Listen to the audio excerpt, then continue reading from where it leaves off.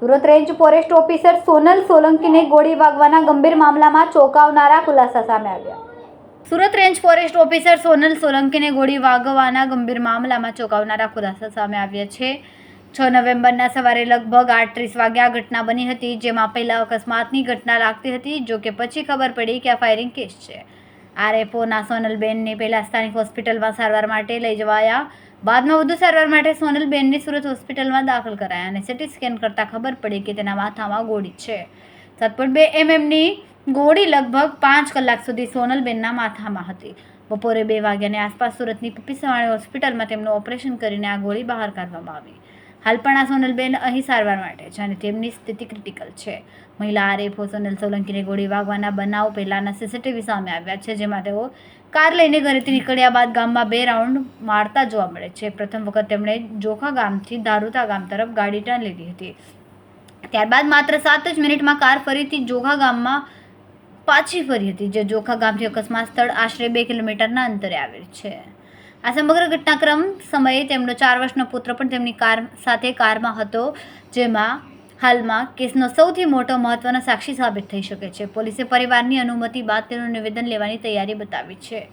આ કેસમાં મુખ્ય શંકાસ્પદ વ્યક્તિ સોનલબેનનો પતિ આરટીઓ ઇન્સ્પેક્ટર નિકુંજ ગોસ્વામી હાલમાં મોબાઈલ બંધ કરીને ફરાર છે. દંપતી વચ્ચે લાંબા સમયથી અણબનાવ છે. આ ઘટનાના દિવસે નિકુંજ આરટીઓ કચેરી પણ ગયો નહોતો. પોલીસે આજે નિકુંજનો ફોન ટ્રેસ કરતા તેનું લોકેશન પાલ સ્થિત ઘરે મળ્યું. જોકે પોલીસે જ્યારે ત્યાં પહોંચી ત્યાં માતા પિતા હાજર હતા, પણ નિકુંજ નહોતો અને મોબાઈલ ફોન પણ ત્યારબાદ બંધ થઈ ગયો. આ મામલે પોલીસ સુપ્રિન્ટેન્ડન્ટ રાજેશ ગઢવીએ કહ્યું કે પ્રાથમિક તપાસમાં આ ઘટના અકસ્માત લાગી હતી, પરંતુ હોસ્પિટલમાં તપાસ દરમિયાન માથાના ભાગે બુલેટ વાગી હોવાનો ખુલાસો થયો. પોલીસે તપાસ દરમિયાન જાણવા મળ્યું કે પતિ નિકુંજ ગોસ્વામી પાસે લાયસન્સવાળી રિવોલ્વર છે. જોકે તે હત્યાર મહેસાણામાં જમા છે. તેમ છતાં પણ સુરત ગ્રામ્ય પોલીસે આ અંગેની તમામ વિગતોની સઘન તપાસ કરી રહી છે.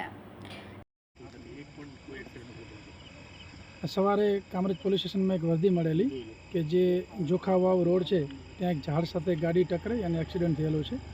એટલે પોલીસ જે હોસ્પિટલથી વર્દી મળી હતી કામરેજ પાસે ત્યાં પહોંચેલા અને ત્યારબાદ જે એક્સિડન્ટ થયું હતું એ સોનલબેન સોલંકી જે આરએફઓ તરીકે ફરજ બજાવે છે, એમને શિફ્ટ સુરત સિટીમાં કરવામાં આવ્યા હતા.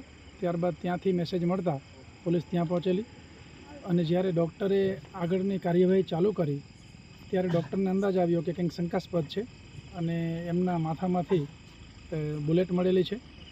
એટલે તાત્કાલિક ડૉક્ટરે પોલીસને તમામ વિગતો જણાવી.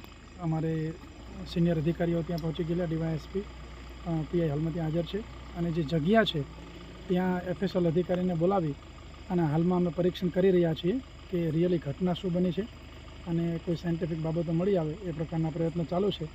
હાલ જે સોનલબેન સોલંકી જે છે એ હોસ્પિટલમાં એડમિટ છે અને ડૉક્ટર આગળની જે કંઈ કાર્યવાહી કરવાની હોય એ કરી રહ્યા છે. સર, ગાડીમાંથી કોઈ શંકાસ્પદ વસ્તુ મળી હોય એ અત્યારે એફએસએલ અધિકારીઓની ચકાસણી કરી રહ્યા છે અને બહુ જ ગંભીર મામલો છે. એટલે એફએસએલ અધિકારી એકદમ માઇક્રો લેવલે ચેક કરી રહ્યા છે અને એમાંથી કંઈ પણ બાબત જણાઈ આવશે તો એ લોકો અમને સમજ કરશે. ઓકે. કેમેરામેન સેનલ વિરાણી સાથે વિશાલ છેઠા, માનવ પ્રભા ન્યૂઝ, સુરત. અમારા વિડીયોની નવી અપડેટ મેળવવા માટે સબસ્ક્રાઇબ કરો માનવ પ્રભા ન્યૂઝ ચેનલને. બેલ આઇકન ક્લિક કરો લેટેસ્ટ વિડીયો સૌથી પહેલા મેળવવા માટે.